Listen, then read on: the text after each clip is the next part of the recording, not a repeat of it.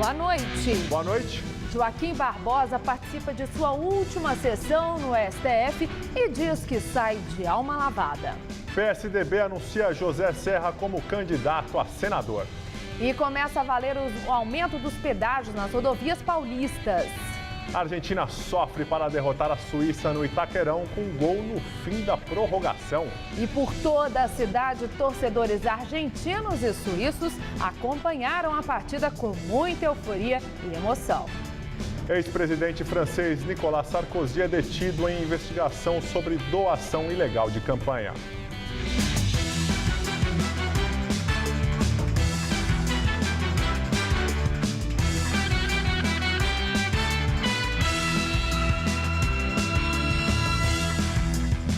O Jornal da Gazeta de hoje começa com uma história de esperança. Há exatamente uma semana, uma grávida a caminho da maternidade deu à luz dentro do carro no bairro da Moca, na zona leste de São Paulo. Acostumados ao combate de crimes, policiais militares arregaçaram as mangas e ajudaram no parto. E nossa equipe acompanhou o reencontro dos PMs com a família Vasconcelos. Este é o apressadinho Gabriel. 2 dias antes do previsto, ele resolveu vir ao mundo. Quem o vê calmo assim, dormindo, mal imagina o sufoco que os pais dele passaram no dia do parto. Terça-feira, acordamos às 6 horas da manhã com minha esposa com contração fortes, né? Fui até o estacionamento buscar o meu veículo, parei aqui na porta, já deparei com ela já com a bolsa estourada, né? Isso eu fiquei apavorado quando vi essa cena. Abri a porta, encontrei 2 anjos que passou aqui na minha porta, que foi o Rocha e o polícia Freitas, né? Eles pararam aqui na porta, eu gritei a eles, socorro, socorro. Imediatamente eles já vieram a viatura e vieram me dar todo o suporte. E foi Karina que precisou acalmar o desespero do marido na chegada do segundo filho do casal. Fiquei super calma, super calma. No momento algum fiquei nervosa, não gritava, não chorava. E quando saiu, então, deu mais um alívio. Esses 4 policiais foram os responsáveis por todo o apoio à família.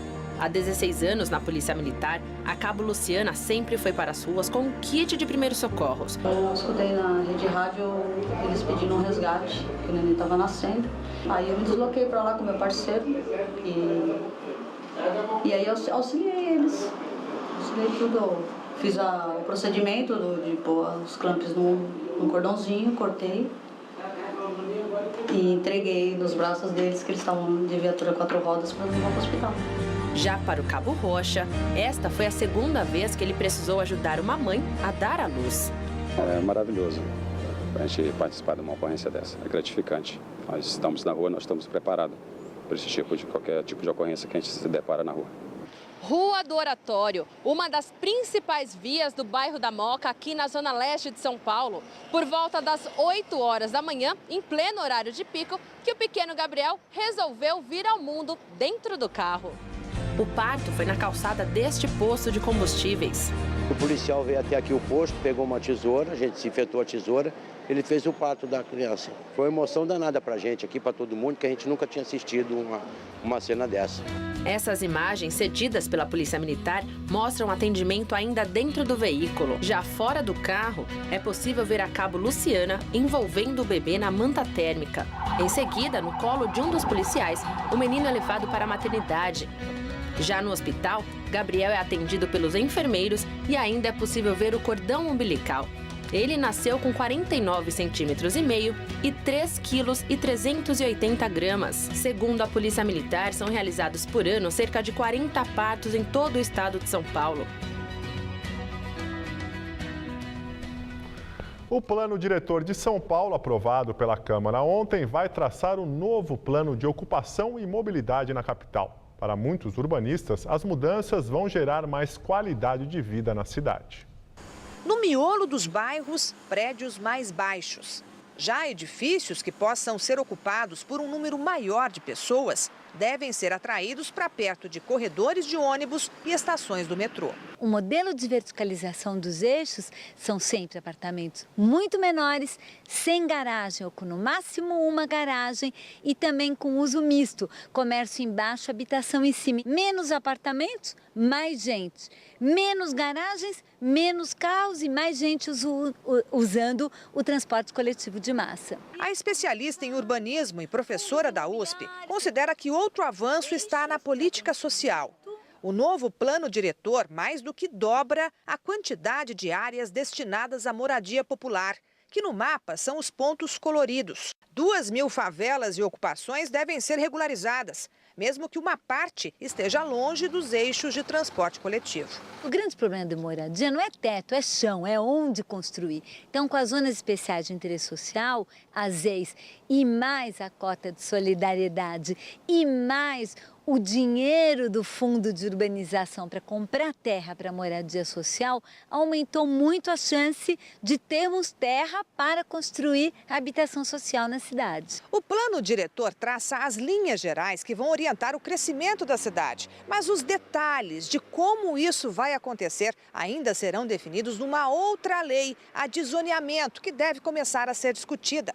É ela que vai dizer se haverá e como será a convivência em cada bairro de residências, lojas, bares, indústrias. Vai ser um processo participativo. Eu diria, aqui em São Paulo não existe a menor chance em mexer em uso e ocupação de solo sem ser um processo participativo. Os cidadãos de São Paulo exigem isso e, de alguma maneira, acho que obtiveram isso nesse plano diretor. Porque a gente não vai mais estar discutindo a cidade inteira, mas vamos estar discutindo bairro a bairro, já tendo o plano diretor para dizer qual é a missão que aquele bairro tem para a cidade, aí detalhando muito mais em cada bairro como essa missão deve acontecer, jamais no detalhe. E pela primeira vez, uma equipe do Google veio ao Brasil para fazer aquelas animações da Copa do Mundo que ficam na página principal do site. E o que não falta por aqui é inspiração para os artistas fazerem seus desenhos. Para quem não conhece, os Doodles são animações que acompanham o logotipo do maior site de pesquisas do mundo. Os desenhos começaram a ser feitos há 16 anos. Hoje, a brincadeira virou coisa séria e já soma mais de 2.000 inserções gráficas. Datas comemorativas, pessoas famosas e eventos esportivos são os temas mais comuns. A americana Sophie tem 22 anos e está na equipe de criação desde o ano passado. Ela explica que o primeiro passo é rabiscar todas as ideias na lousa. Depois disso, tudo é desenhado no computador e a animação é feita. Normalmente, cada doodle demora um dia para ficar pronto, mas aqui no Brasil, as coisas estão bem mais rápidas. São no máximo 3 horas para criar apenas um. E pela primeira vez, a empresa liberou a equipe de funcionários para trabalhar fora dos Estados Unidos por conta da Copa do Mundo. E em meio à movimentada cidade de São Paulo, 3 dos 10 profissionais que trabalham nessa equipe de criação vieram para o Brasil e eles conseguiram reunir todas as 32 seleções dentro dessa pequena sala. E o que não falta por aqui é inspiração sobre a Copa. Bandeiras dos países que participam do Mundial estão espalhadas pela sala. Na parede, imagens das principais seleções, mas alguns detalhes deixam o clima mais brasileiro. Todos desafinados também bate um coração. A jovem Doodler confessa que não gostava de futebol antes de chegar ao Brasil, mas que a animação dos brasileiros a cada gol da seleção ajuda e muito na hora de inovar nas criações. It's getting easier as time goes on, just because I'm more familiar with the game. Já quando o assunto é a final da Copa do Mundo, ela acredita que será mesmo entre Brasil e Argentina, mas não adianta se as cores serão mais verde e amarela ou azul e branca. Só diz que, com certeza, todos os países terão as cores representadas. It's definitely going to be all of the country colors.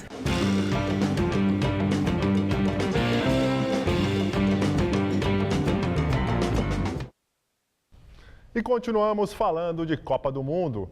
Celso Cardoso está em Teresópolis acompanhando a seleção. Celso, olá, muito boa noite. Quais são as novidades aí da Granja Comari? Boa noite, Gabriel. Hoje a seleção realizou um jogo-treino contra o Sub-20 do Fluminense e deste jogo-treino participaram os jogadores reservas. Aí nós pudemos observar melhor os 3 candidatos à vaga do Luiz Gustavo que cumpre suspensão no jogo contra a Colômbia. São eles, Hernanes, Ramírez e Paulinho. E o Paulinho me parece o grande favorito para ocupar o lugar do Luiz Gustavo. Amanhã, quando os titulares participarem do treinamento, que a gente vai ter uma noção exata realmente do que pretende o Filipão para esse jogo. Titulares que não participaram de treino com bola, porque, de acordo com a comissão técnica, existe a certeza que os jogadores estão muito desgastados do ponto de vista físico. E se errar na mão agora no treinamento, corre o risco de perder jogador importante. E por falar em jogador importante, o Neymar, o mais importante deles, segue em tratamento, está tomando remédios, fazendo fisioterapia, mas não é dúvida para o jogo, vai jogar contra a Colômbia. Hoje pela manhã conversaram com os jornalistas em entrevista coletiva o goleiro Vitor e o meio-campista Ramírez. E em pauta, mais uma vez, esteve a questão psicológica dos jogadores da seleção. Acompanhe.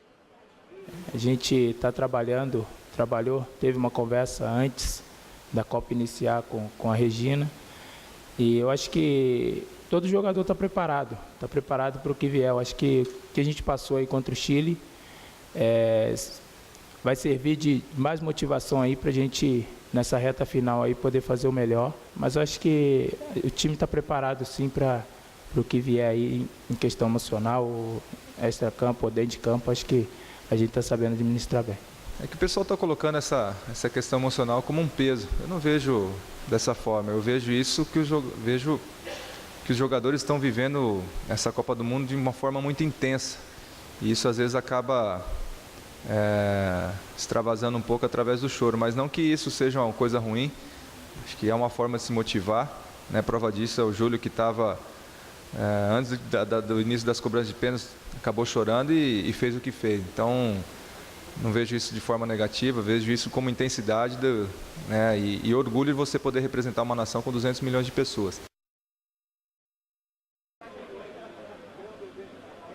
Apesar do discurso dos jogadores, hoje teve uma reunião com a psicóloga Regina Brandão. Ela não conversou com os jornalistas, mas gravou um depoimento exibido pela CBF TV. Esse trabalho é um trabalho que tem sido acompanhado no dia a dia, então eu falo constantemente com os jogadores, nos falamos por WhatsApp, nos falamos por telefone, nos falamos por e-mail, então constantemente eu estou ligada neles e sabendo o que está acontecendo e acompanhando como é que tem sido essas questões psicológicas aí ao longo do tempo. Então, hoje foi parte do planejamento de estar aqui e poder estar trabalhando com o grupo também. Ô Celso, com a ação da psicóloga Regina, como é que fica o emocional da seleção brasileira daqui para frente? Bom, a gente espera que melhore. Eu pude apurar aqui que ontem o Filipão já havia conversado com os jogadores e a resposta foi muito positiva, a tal ponto de a comissão técnica apostar que a seleção brasileira vai se classificar para as semifinais até de maneira mais fácil do que foi o jogo contra o Chile. Agora, que os jogadores estão sentindo a pressão, enquanto a isso não existe qualquer dúvida. A gente pôde ver isso depois das cobranças de pênalti contra o Chile. O próprio Luiz Felipe Scolari admitiu isso alguns jornalistas ontem, ele fez uma resenha com 6 jornalistas e na conversa, questionado, ele realmente admitiu que a questão psicológica está passando um pouco do ponto. E está na hora de vivenciar, sim, com intensidade, mas buscar a razão para que a seleção possa tocar a bola e buscar os resultados necessários para avançar na Copa do Mundo. Celso, você sabe se teve algum outro tema discutido nesse encontro com os jornalistas? Então, na verdade, o Filipão, ele, nessa conversa com os jornalistas, me parece que ele estava buscando um pouco de respaldo, um pouco de apoio, mas ele sabe também que a crônica esportiva, a maior parte dela, cobrindo a seleção brasileira, mantém um distanciamento crítico. Mesmo que no inconsciente ou até mesmo admita torcer pela seleção brasileira, não vai deixar de apontar aquilo que está errado. Então, acho que valeu a conversa. E, ao mesmo tempo, também serviu para mandar um recado para a FIFA. Afinal de contas, o Filipão entende que a seleção tem sido prejudicada pela arbitragem e ele quer evitar que isso volte a se repetir. No entendimento dele, a arbitragem errou nos jogos contra, ou melhor, na partida contra o Chile. Bom, as quartas de finais estão praticamente definidas. Temos aí Brasil e Colômbia de um lado, Alemanha e França de outro. E do outro lado da chave já definidos Holanda e Costa Rica. A Bélgica está ganhando agora dos Estados Unidos e deve ser adversária da Argentina, que teve passou um sufoco enorme hoje pela manhã para eliminar a seleção da Suíça. Veja os gols. A primeira etapa da partida foi equilibrada, com poucas chances de gol para os dois lados. No segundo tempo, a Argentina voltou com mais vontade, mas a Suíça também mostrou muita disposição e, apesar das chances criadas, o duelo acabou indo para a prorrogação.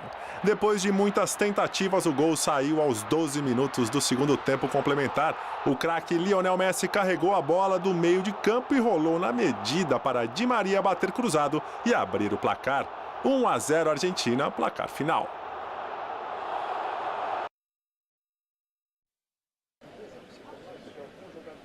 Os gols não, né? O gol. E a Argentina também teve uma trave abençoada, assim como o Brasil contra o Chile. Por hoje é só, Gabriel, Estela.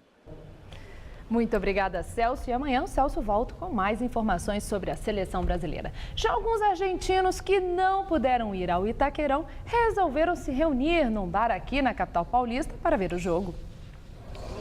O jogo valia a vaga para as quartas de final. Esse torcedor veio só. Bom, mais ou menos, né? Ele trouxe a camisa argentina como companheira. Desafoga suas mágoas com ela, né? Vai fazer o quê? Fazer o quê? Mas camisa de Brasil não coloco, não. Lógico. Só camisa argentina. Somos sofridos. E a primeira etapa terminou em 0-0. Nenhum time chega nesse ponto sem ter alguma coisa para mostrar. Assim como o Brasil teve problema com o Chile, a Argentina está tendo com a Suíça. Para o segundo tempo, a Argentina saiu mais para o jogo. O gol não saiu no tempo normal e sobrou para os argentinos prorrogação. O Brasil foi para a prorrogação, então nós temos que fazer igual. Por isso que não nos chamamos de irmãos. Se não fazemos igual, não somos irmãos. Agora tem que fazer goles. Para não chegar a los penales, que morro nos penales. Eu não aguento, meu coração não aguenta nos penales. Na prorrogação, gol argentino. Muito sofrido. Pero a Copa do Mundo é assim, né? Mas olha, Di Maria tem a ver com o Papa. Então acho que também acho que o nosso Papa Francisco também ajudou de algum jeito. O Papa está aí rezando, o Papa está aí contemplando, ele é de San Lorenzo, está hinchando por Argentina, pero bueno, foi trabalho de Di Maria. Assim, viva Argentina. E a Argentina continua em Mundial, isso é bárbaro. Claro. A Argentina vai chegar. A torcida suíça também se reuniu para assistir a partida de hoje no Festival Varzianas do Instituto Goethe, na zona oeste de São Paulo. O pátio organizado para a transmissão dos jogos era só vermelho e branco. Em clima de almoço de domingo, ao som da música suíça. Foi assim a concentração da torcida vermelha e branca no Instituto Goethe, em São Paulo. No cardápio, uma mistura de churrasco argentino, queijo suíço, batata frita e salsichão alemão. Mais ou menos como a família da Lina, uma grande mistura. Como é que fica a torcida? Bom, marido suíço. Olha, eu torci um pouco para a Alemanha, agora um pouco para a Suíça, mas o coração é brasileiro. Mesmo assim, com todo esse nervosismo? Todo. Quer dizer, até o final da Copa já não vou ter mais unha. Lá atrás, escondidinha, achamos a Natália, a única de azul e branco por aqui. Nascida na Argentina e criada no Brasil, se arriscou em meio a tantos suíços para torcer para a sua seleção. Ai, eu tô aflita, né? Mas não pelos suíços, os suíços são ótimos. Assim como ela, a Elizabeth, que hoje era vermelho e branco em cada detalhe, também tem feito malabarismo com o coração nesse Mundial. Eu tenho dupla cidadania, dupla nacionalidade. No dia do jogo do Brasil, eu torço pelo Brasil. No dia do jogo da Suíça, eu torço pela Suíça. Vai Suíça e op Suíça, como você disse, é no francês. Op Suíça! Op Suíça! Op Suíça! Fim do primeiro tempo, 0-0, jogo que vai mandar uma das duas seleções para casa. Será que os argentinos que estão aqui em São Paulo estão tão tranquilos assim? Tranquilos não. Os argentinos, que eram a maioria no Vale do Anhangabaú hoje, ofuscavam os torcedores suíços. Até que no finalzinho da prorrogação...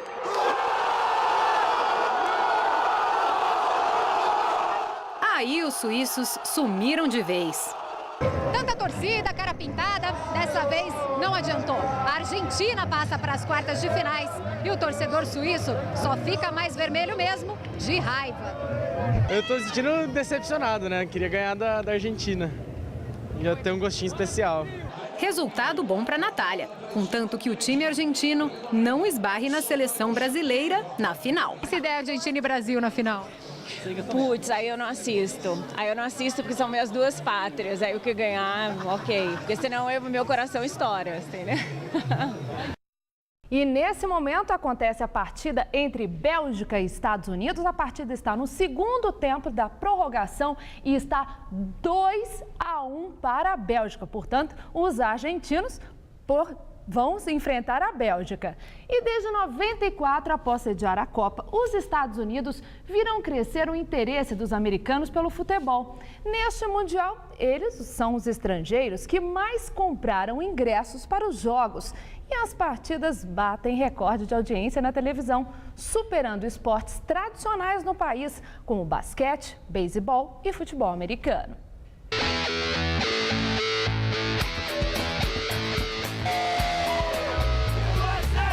Eles chegaram em grupos numerosos pelo Brasil, vieram acompanhar a Copa do Mundo e fazem questão de mostrar as cores do país de origem.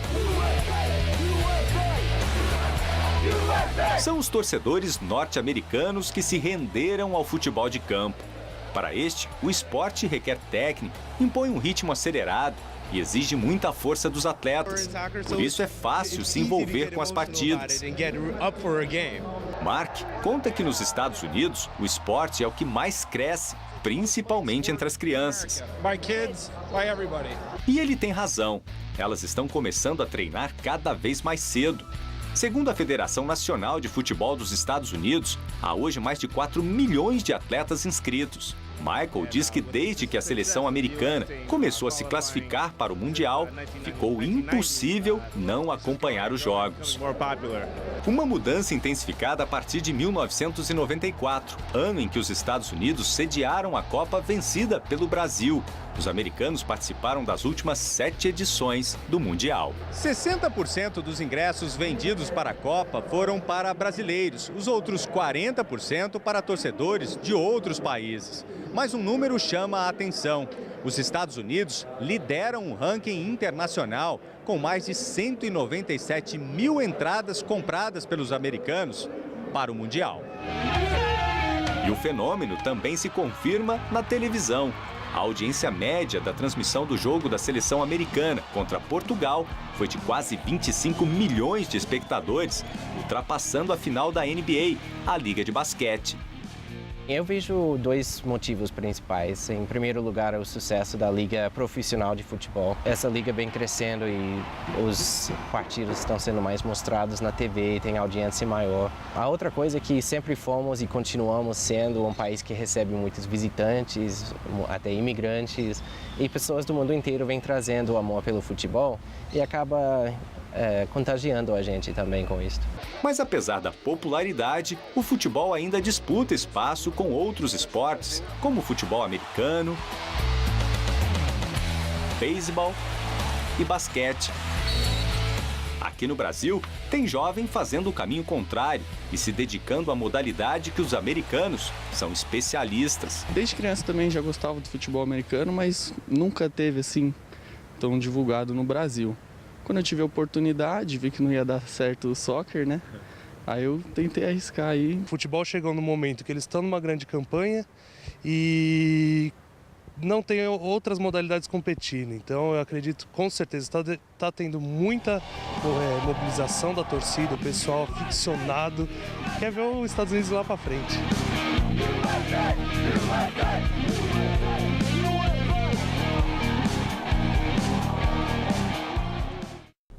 Ato na região central de São Paulo discute a prisão de manifestantes e a ação da polícia nos protestos. A repórter Sabrina Pires acompanha a manifestação e tem mais informações. Sabrina. Jones, adiantando, e Elden, reúne 300 pessoas. de São Paulo. Os manifestantes pedem a libertação de 2 ativistas presos no último dia 23 durante uma manifestação que terminou em tumulto aqui em São Paulo. São os estudantes Fábio Hideki e Rafael Marques, que foram acusados de serem black blocs e estarem com explosivos. Os dois negam. Mas o que está acontecendo aqui hoje é que os manifestantes estão bastante incomodados com o aparato policial. Eles dizem que é praticamente uma intimidação, um protesto, um aparato desproporcional para o número de manifestantes. Pelo menos nós contamos mais de 500 policiais por aqui, tem a tropa de choque, a cavalaria, policiais militares, enfim, muitas viaturas, e eles reclamam dessa desproporção entre o número de manifestantes e o número de policiais militares. De qualquer forma, eles estão aqui de uma maneira tranquila, debatendo, dizendo não à repressão. Só há algum momento de tensão quando os policiais eles passam por dentro do protesto e aí há gritos de não à repressão, fora a PM. Mas os manifestantes hoje prometeram permanecer aqui na praça e não sair em passeata. Voltamos ao estúdio. Obrigado, Sabrina. No prazo final, o PSDB anuncia o ex-governador José Serra como candidato ao Senado. Aos 59 anos de idade, Barbosa deixa o STF após 11 anos na corte. Ele tomou posse em 2003, indicado pelo ex-presidente Lula. Ele poderia ficar no STF até os 70 anos, quando teria de se aposentar. A gestão de Joaquim Barbosa à frente do Supremo foi marcada por diversas polêmicas. Alguns episódios foram especialmente tensos. Ele chegou a bater boca com alguns ministros e até com advogados de réus. E ganhou notoriedade no julgamento do mensalão petista como relator do processo, que culminou com a prisão de diversos políticos. Entre as especulações sobre sua saída, destaca-se a questão de saúde. Mas também são citadas suas divergências com a classe política e com entidades do meio jurídico. Hoje, ao chegar para sua última sessão, disse que deixa o tribunal tranquilo. Sentimento de dever cumprido, foi um período que não, em razão da minha atuação individual, mas coletivamente, o Supremo Tribunal Federal teve um papel extraordinário no aperfeiçoamento da nossa democracia. Alguns ministros comentaram a saída de Joaquim Barbosa do STF. Acho que ele cumpriu bem o papel dele, melhor que estava dentro do propósito, da capacidade dele. Conduziu a ação penal 470, que era um processo extremamente difícil, numa linha que quebrou um pouco o padrão geral seletivo da justiça brasileira, de modo que acho que prestou uma contribuição relevante para o Poder Judiciário. Um período muito agitado do tribunal, em função, inclusive, desse julgamento, dessa ação 470, que foi um julgamento muito difícil.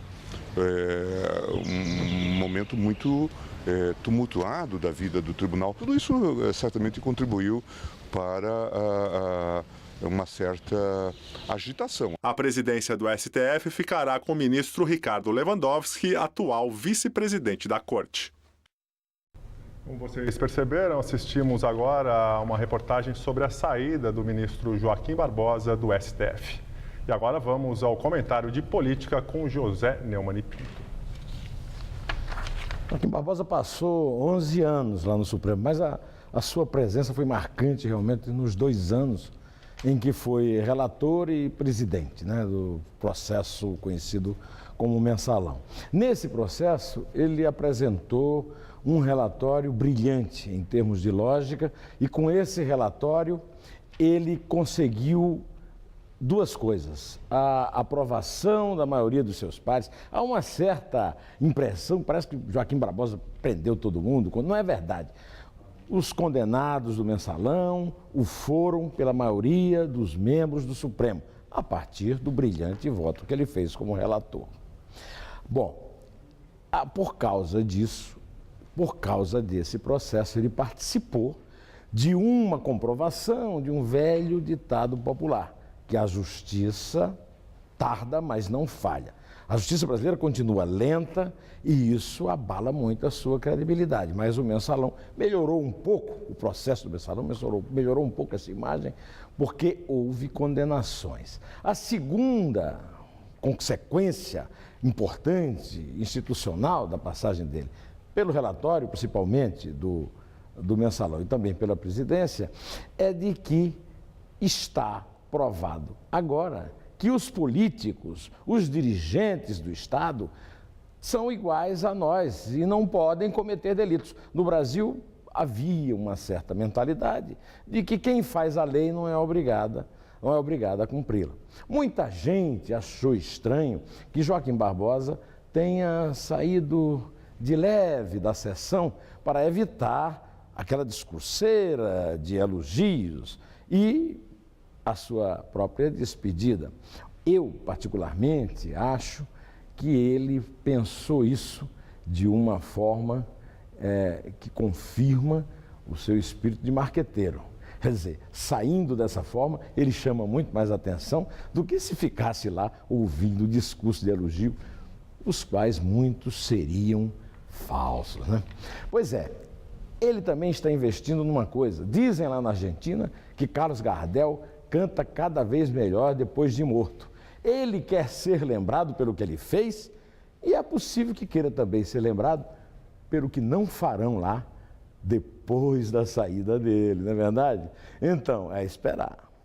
Eu voltarei quinta-feira que vem direto ao assunto. Até lá! A juíza Leila Cury, da Vara de Execuções Penais do Distrito Federal, determina que o ex-ministro da Casa Civil, José Dirceu, seja transferido da penitenciária da Papuda para o Centro de Progressão Penitenciária em Brasília. A medida foi tomada para que José Dirceu possa começar a trabalhar fora da cadeia. Ele está preso desde novembro do ano passado.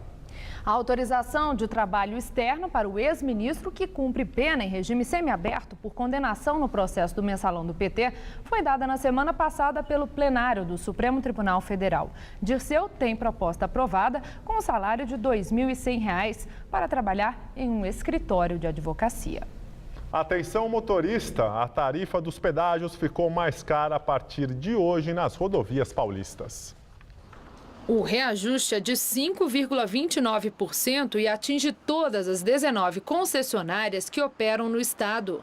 O aumento foi calculado abaixo da inflação, provocando uma reação da Associação Brasileira de Concessionárias de Rodovias, que alega quebra de contrato, já que esperava um reajuste maior, de 6,37%, de acordo com a inflação medida pelo IPCA. Já o governo diz que cumpriu a legislação e anunciou medidas para compensar a perda de receitas das concessionárias. O principal pedágio da rodovia dos Imigrantes, por exemplo, passará de R$ 21,20 para R$ 22. O sistema Cantareira registrou um novo recorde negativo. O mês de junho foi o mais seco em 84 anos de medição. A situação é consequência da falta de chuvas na região. Em junho, a pluviometria acumulada foi de 15,8 milímetros, 72% a menos que a média histórica. Assim, mesmo que 80% da população da Grande São Paulo tenha poupado água no mês, o nível do sistema não para de cair. Hoje, por exemplo, Cantareira registrou nova queda no nível de água armazenada e opera com 20,4% de sua capacidade.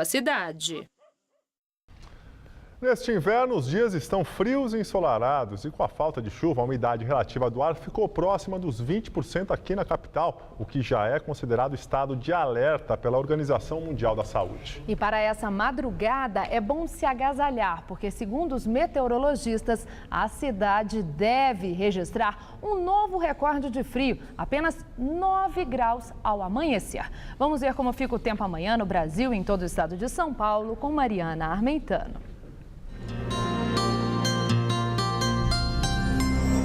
Pode gear nessa quarta-feira nos 3 estados do sul do Brasil. A capital gaúcha deve amanhecer com termômetros marcando apenas 7 graus. E durante o dia, apesar do tempo ensolarado, a máxima não passa dos 18 graus. Em todo o centro-sul do país, as temperaturas não sobem muito e vão até os 26 graus no Rio de Janeiro e aos 28 em Belo Horizonte. Como dá para ver no mapa, o tempo fica firme na maior parte do Brasil e só há expectativa de chuvas moderadas entre o Amazonas, Roraima, Pará e Amapá e na costa leste do Nordeste. Entre o Rio de Janeiro e Espírito Santo, chove fraco. Aqui em São Paulo, a massa de ar seco predomina sobre todas as regiões, garantindo um dia de muito sol e tempo firme. A sensação ainda é de friozinho de manhã e à noite. Durante a tarde, esquenta um pouco. Em Marília, mínima de 12 e máxima de 26 graus. Na região de Franca, o dia amanhece com 11 graus e a máxima não passa dos 23 durante a tarde. No leste do estado, pode haver formação de nevoeiro ao amanhecer e a umidade relativa do ar fica baixa. No litoral, não faz mais que 26 graus amanhã. Aqui na capital, poucas mudanças e a expectativa é de que essa madrugada registre um recorde de frio. A mínima prevista para o amanhecer é de 9 graus. Durante a tarde, esquenta um pouco e a máxima chega aos 25. E volta a esquentar gradativamente, ainda sem chuva. Máxima de 26 na quinta e de 28 graus na sexta-feira. Eu volto daqui a pouco no Jornal da Gazeta, edição das 10. Vamos agora à entrevista do dia com Maria Lídia Flandoli.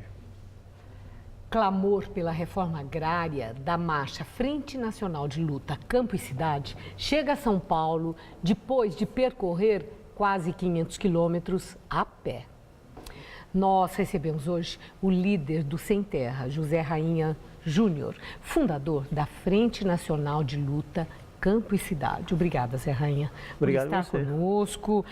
Zé Rainha, antes de mais nada, eu quero que você fale da frente, porque você era uma liderança muito importante, muito expressiva do MST. De repente, deixou o MST e fundou a frente, criou um novo movimento. O que é isso? Foi disputa por poder? Não. Boa noite. Obrigado pela oportunidade. E, na verdade, eu estou no Movimento Sem Terra. Eu não deixei o Movimento Sem Terra, né? O nosso movimento tem as suas divergências, os seus problemas, mas são coisas que, como princípio, eu digo que roupa suja a gente lava em casa. Então, questões que eu não gosto de abordar. A iniciativa da frente é porque tem muitos outros movimentos sociais no Brasil, eles estão esquecidos, ou sua luta por si só. E eu tive a iniciativa de juntar essa gente, né? Ora dos estados do Nordeste, principalmente Sergipe, Alagoas. Outra parte do movimento é o movimento sindical, o Sindicato dos Agricultores Familiares, que criaram o Sindicato Safer e depois as suas federações, 14 federações de Sindicato de Agricultor Familiar e a federação que é presidida pelo Carlos Lopes. Nós tomamos a iniciativa de juntar essa parte do movimento sindical que está no campo dos agricultores familiares, que de fato representa a agricultura familiar no Brasil, o enfrentamento que tem com a CONTAG, que para mim não representa mais o agricultor familiar, e parte do Movimento Sem Terra, e a gente criou então a Frente Nacional de Luta do Campo e da Cidade. Quantos militantes vocês têm? Olha, no movimento sindical rural, nós temos hoje mais de 800 sindicatos de agricultores familiares, 14 federações e temos uma confederação. Em São Paulo, nós temos 14 sindicatos e hoje a gente está criando a federação. O Movimento Sem Terra, parte deles estão integrados à frente, o caso de São Paulo. Nós temos o MBSB em Brasília, parte do MLT no Brasil. Então, tem outros setores que estão aglutina à frente. Quero falar da cidade. Não, mas nós vamos falar já. Eu só quero saber do ano eleitoral. Tenho certeza que o nosso telespectador quer saber isso. Vocês estão apoiando formalmente algum candidato a presidente de uma reeleição, por exemplo? Não, nós não definimos nenhuma, né, da nossa parte apoiar A ou B candidato. O que é importante dizer é que nós temos como princípio, e eu particularmente, o que eu chamo da lealdade. Eu sempre fui leal, né, aos princípios, né, do Partido dos Trabalhadores. Ajudei a fundá-lo, sou amigo particular do Lula. E votamos na Dilma, e eu não tenho dúvida que volto a votar na Dilma, pessoalmente. Né, e ela tem recebido vocês? Porque eu vi tanta queixa. Infelizmente. Acho que tanto que a gente trabalhou, lamento que a presidente Dilma não tenha recebido nós, né, para uma audiência e até politicamente para dizer qual é o projeto, né, alternativo de reforma agrária que tem para o país, porque até agora deixou muito a desejar. Mas eu vi que nessa caminhada que vocês estão fazendo agora, vocês vão na quinta-feira fazer uma manifestação aqui em São Paulo, que vai sair lá do Largo da Batata. Vocês vêm para Paulista? Vem. E vão até a sede da presidência, é isso? Nós estamos decididos, né? Hoje estamos em Barueri, amanhã nós estamos na USP, né? Fomos recebidos pelo Sindicato dos Professores, que estão numa luta intensa por melhoria de salário. E depois do Largo do Batata, na quinta-feira, nós vamos a Paulista. Nós vamos entregar um pedido de pauta, né? Vamos ter uma pauta, Qual pedido de é audiência. O principal pedido? Reforma agrária. Depois a questão da reforma urbana. Mas quando fala reforma agrária, isso é amplo demais, né? Mas do ponto de vista prático, vocês querem o quê? Mais assentamentos? Recurso para os assentamentos? Porque muitos dos assentados que já cumpriram aqueles 10 anos e podem dispor da sua terra, começaram a dispor das terras. E isso era uma preocupação do movimento, que eu me lembro. O que vocês vão pedir exatamente para a presidência da República? Primeiro, agilização do processo, mas porque na verdade o que tem é esse número. Na prática não está acontecendo isso. É que desapropria as áreas colocadas como áreas improdutivas. Segundo, que imite na posse das áreas que já foram, né, desapropriadas. E avança um plano mais ousado, porque o latifúndio aumentou muito mais nesse governo. O crescimento do agronegócio foi muito grande, principalmente na expansão da cana, ocupando essas terras. Isso é um mal ou é um bem para o país, o crescimento do agronegócio? O mal quando ele realmente, né, ocupa grande parte da terra, principalmente a questão do setor canavieiro, que está ocupando muitas áreas públicas, e você vê hoje grande parte desse setor falido. Vou pegar o Pontal do Paranapanema, tem 5, 6 usinas falidas, que ocuparam terras públicas. Então, para onde vai isso? Você não tem um zoneamento no país. Então, você joga bilhões para o problema do agronegócio, joga milhões de tostões para a questão da agricultura familiar. Então, você não tem um planejamento. Grande parte dessas áreas deve vir para a reforma agrária, porque vão ficar falidas. Vou dar um exemplo concreto do Pontal do Paranapanema, onde você tem grande extensão de terras que foram colocadas em plantio de cana para as usinas e faliram, faziam agora. Não é pasto.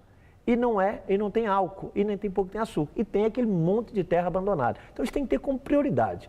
A segunda questão da prioridade, Manilo, na questão da reforma agrária, é você enfrentar o latifúndio. Isso a presidente Dilma não fez. Lula avançou um pouco, mas a presidente Dilma não fez. Tem que fazer.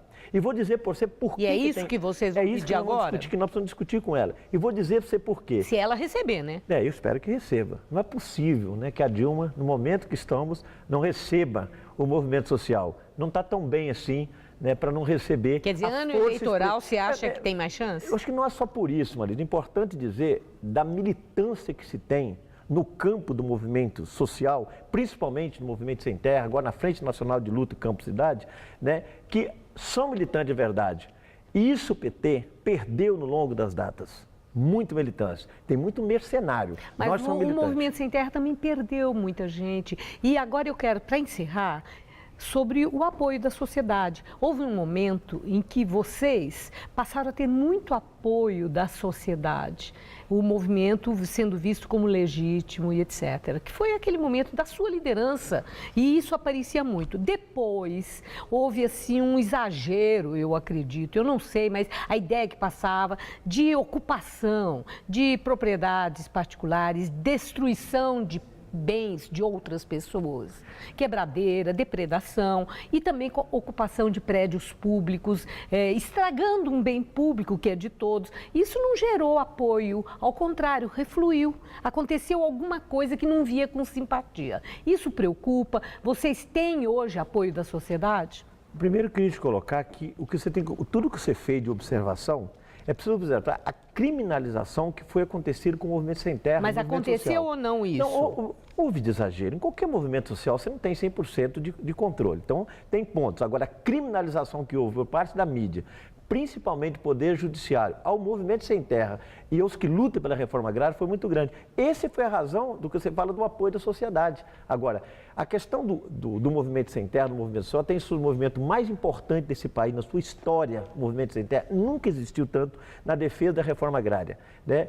Eu creio para você que hoje a retomada da luta, que está sendo tomada, nós precisamos, né, ganhar a simpatia. E é isso o trabalho que nós estamos fazendo. Esse é o papel da Frente Nacional de Luta. E nós vamos mostrar isso no ato em São Paulo, porque nós vamos para Paulista. E nós vamos mostrar um movimento organizado, ordeiro, que andou quase 500 quilômetros, a pé, como um gesto, né, simbólico para dizer à sociedade que esse movimento é justo e está decidido a lutar para conquistar o mínimo de dignidade humana. E você constrói dignidade se você fizer a reforma agrária, já dizia José Bonifácio lá em 1922. Quero dizer isso para você. Obrigado. Se você não tiver universidade, não tiver reforma agrária, não tivesse abolido a escravidão, esse país não cresceria. Teria que crescer fazendo isso. E se não fizer a reforma agrária, nós não vamos ter desenvolvimento e nós não vamos ter dignidade para um povo pobre, miserável que temos nesse país. Muito obrigada, Zé Rainha. Eu que agradeço. Uma boa noite. Muito obrigado, boa noite a todos. Gabriel.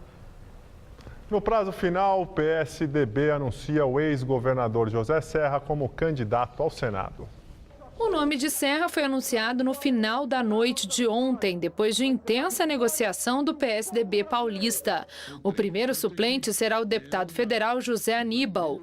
O ex-governador aceitou participar da disputa depois que o governador Geraldo Alckmin conseguiu convencer os partidos de sua coligação a não lançarem candidatos próprios ao Senado, o que iria reduzir o tempo do PSDB na propaganda eleitoral no rádio e na TV. Serra vai enfrentar Eduardo Suplicy, do PT, que está no cargo desde 1990, e o ex-prefeito de São Paulo, Gilberto Kassab, do PSD. A seguir, na França, ex-presidente Nicolas Sarkozy é detido sob a alegação de suposto tráfico de influência. E conflito no Oriente Médio. Israel lança ataques aéreos contra a faixa de Gaza após corpos de adolescentes sequestrados serem encontrados. Na França, ex-presidente Nicolas Sarkozy é detido sob a alegação de suposto tráfico de influência. Ele deve ficar preso por 48 horas para prestar declarações sobre o caso. O ex-presidente está detido para interrogatório desde a manhã de hoje. Sarkozy foi colocado sob custódia por causa das suspeitas de sua relação com um caso de tráfico de influência e violação de sigilo de investigação. A polícia quer saber se o ex-chefe de Estado francês e outras pessoas de sua confiança criaram uma rede de informações que o deixava a par da evolução de processos judiciais que o envolviam. A investigação pode ainda complicar o retorno de Sarkozy ao cenário político previsto para as eleições de 2017. A detenção de Nicolas Sarkozy é uma medida inédita aplicada a um ex-presidente do país. E agora vamos ao comentário de política internacional com João Batista Natali. Como vocês acabaram de ver, vamos falar do ex-presidente da França, Nicolas Sarkozy. Ele foi detido hoje de manhã por tráfico de influência. Não está propriamente preso. A detenção pode durar 48 horas e serve para interrogar um suspeito. Mas o episódio tem de tudo para acabar com a carreira política dele. Sarkozy tinha vontade de disputar novamente a presidência da República. Ele ainda tem muita influência no bloco dos partidos de centro-direita. Pretendia reunificar as lideranças que o levaram à presidência em 2007.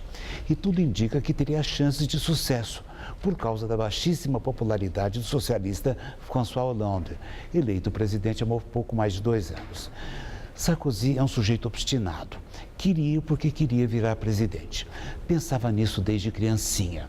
Ou quando ainda jovem se elegeu prefeito de Neuilly, um subúrbio muito chique de Paris. Essa obstinação tinha como contrapartida pagar qualquer preço para a sua ascensão política. Ele está sendo agora investigado porque na campanha eleitoral de 2007 ele teria recebido dinheiro do ex-ditador da Líbia, Muammar Gaddafi, deposto e executado durante a chamada Primavera Árabe. O inquérito sobre a doação ilegal de Gaddafi corria sob sigilo de justiça. Sarkozy não poderia ter acesso a informações sigilosas. Ele, inevitavelmente, queimaria as provas. Eis que ele deu um passo maior que as pernas. Pediu que seu advogado procurasse 2 juízes e, em troca de informações, oferecesse a um deles um cargo no Principado de Mônaco, onde a burocracia da justiça é administrada pela França. Acontece que o advogado e os 2 juízes estavam com seus telefones grampeados. O resultado é que Sarkozy, os 2 juízes e o advogado estão agora todos sob custódia. Na França, o último ex-chefe de Estado que passou vergonha foi o Marechal Philippe Pétain, mas o caso dele foi muito mais dramático. Um tribunal militar o condenou à morte por alta traição. Ele aceitou governar o país durante a ocupação nazista. Pétain morreu na cadeia. É assim que o mundo gira. Boa noite. Israel lança ataques aéreos contra a faixa de Gaza após corpos de adolescentes sequestrados serem encontrados na Cisjordânia. O país atribui o sequestro e a morte dos meninos ao Hamas. O ataque ocorreu horas depois de Israel ter encontrado os corpos dos 3 adolescentes na Cisjordânia. Eles desapareceram no dia 12 de junho. Os ataques aéreos atingiram 34 locais da faixa de Gaza. A maior parte pertence ao Hamas. 2 pessoas ficaram levemente feridas. Hoje, tropas israelenses invadiram a casa de um dos 2 suspeitos de sequestrar os meninos. As forças de segurança israelenses estão em busca de 2 militantes que atuavam na área de Hebron, na Cisjordânia. Milhares de pessoas se reuniram para acompanhar os velórios dos 3 adolescentes. Os meninos, 2 de 16 anos e um de 19, foram encontrados em um campo perto de uma estrada onde acredita-se que eles tenham sido sequestrados. O Escritório de Direitos Humanos da Organização das Nações Unidas pediu moderação nos conflitos entre israelenses e palestinos. Na semana passada, a vídeo-repórter Renata Falzoni mostrou que resíduos como latas e garrafas descartadas durante as comemorações na Vila Madalena estavam indo parar em aterros sanitários. Mas na região do Itaquerão, lá em Itaquera, 3 cooperativas foram credenciadas pela FIFA para separar e encaminhar estes materiais para a reciclagem.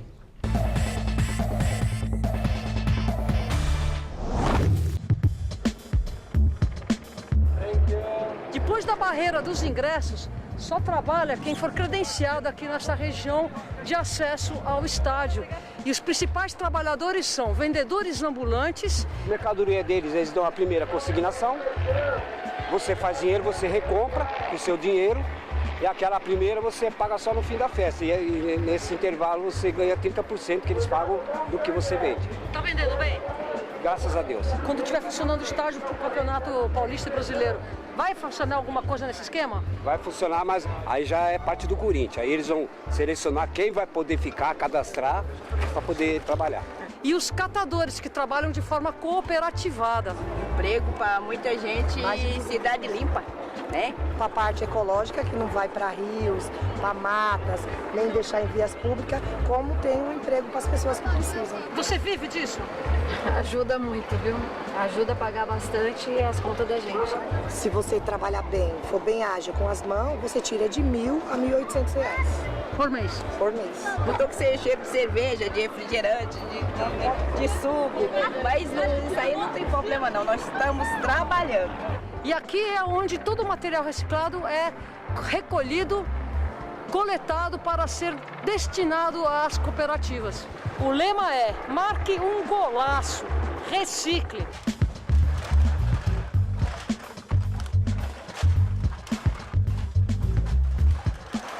Você consegue quantificar a quantidade de material reciclável que vocês tiram por jogo? Você tem uma ideia? Depende do peso. Tem dia que é 1.700, 851, aí varia muito. Quilos de lata de cerveja e garrafa PET. É. Quanto que gera de dinheiro isso? A senhora sabe dizer quanto que é o quilo desse material, em média? Depende. Tem PET que é 1,70, latinha é 2,70 quilos. São 3 cooperativas envolvidas nessa coleta seletiva solidária. É a Chico Mendes, a Fênix e a Tietê. São 3. E quantas pessoas estão envolvidas nesse trabalho? 85.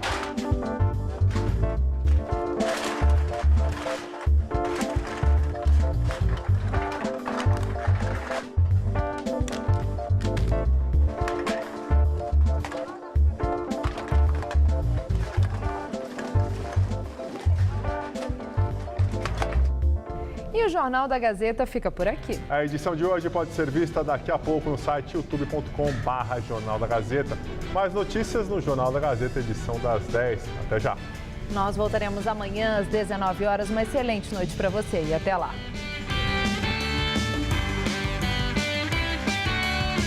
O chefe Anderson Soucha mostra seus talentos gastronômicos no Todo Seu. Hoje, 10h30 da noite.